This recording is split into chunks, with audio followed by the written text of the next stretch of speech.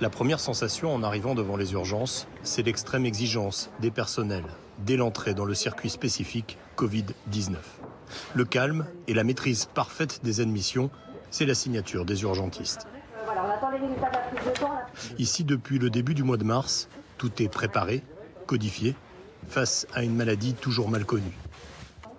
Cette femme présente des symptômes multiples du coronavirus. Les médecins sont là pour expliquer et adoucir ce moment difficile de la prise en charge. Maintenant, on se rend compte que ça dure plus longtemps, que c'est quelque chose qui va s'inscrire dans le temps, hein. Ça entraîne effectivement plus d'angoisse. C'est notre boulot aussi de pouvoir les rassurer et de savoir voir le moment où il faut justement s'inquiéter et faire ce qu'il faut pour entraîner une hospitalisation si elle était nécessaire. Nous visitons ensuite le cœur du système Covid-19, le service de réanimation. Une aile entière du bâtiment sécurisée et confinée.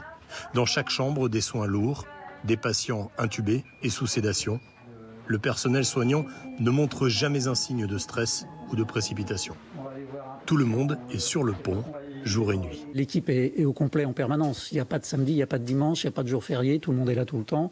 Donc les relations sont complètement différentes. Le port des tenues anti-contamination est très strict. Ici, il faut prendre soin des malades autant que des soignants. La première des choses à faire, c'est séparer les circuits pour que les patients suspects ou positifs au Covid ne croisent jamais un patient sain. On a la double nécessité, de protéger le patient et de le prendre en charge le mieux possible. Et la deuxième nécessité, qui est tout aussi importante, c'est de protéger les équipes. Cette clinique de taille moyenne ne dispose pas de service d'infectiologie. Pourtant, elle accueille et soigne en permanence une quinzaine de cas très graves avec des équipements d'oxygénation. Ce quinquagénaire, arrivé dans un état critique, est placé dans un sommeil artificiel profond depuis plus de 2 semaines. Il a besoin d'apport oxygène important, donc il a encore besoin de ventilation artificielle, de dialyse qu'on fait de façon intermittente puisque son état le permet à l'heure actuelle. L'objectif, c'est d'arrêter sa sédation dans les jours qui viennent pour le réveiller, l'extuber et repartir sur une vie dite normale, entre guillemets. On espère pouvoir le sortir de ce mauvais pas dans les jours qui viennent.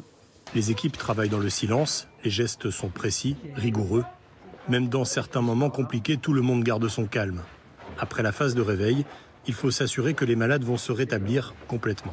Et là, on est sur le côté dit post-réanimation où les gens vont bien et sont sortants. D'accord. Normalement. Les infirmières se confient rarement. Elles ne parlent pas de leur fatigue, de leur rythme, très difficile.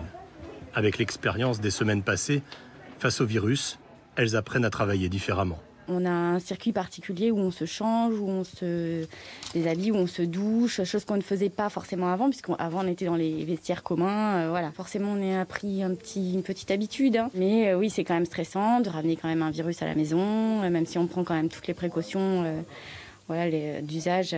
Le personnel est habitué comme ça, réagit comme ça et fait comme on lui dit et dans une sérénité permanente pour éviter tout débordement, toute interprétation, tout geste mal défini ou qui serait inadapté aux soins du patient.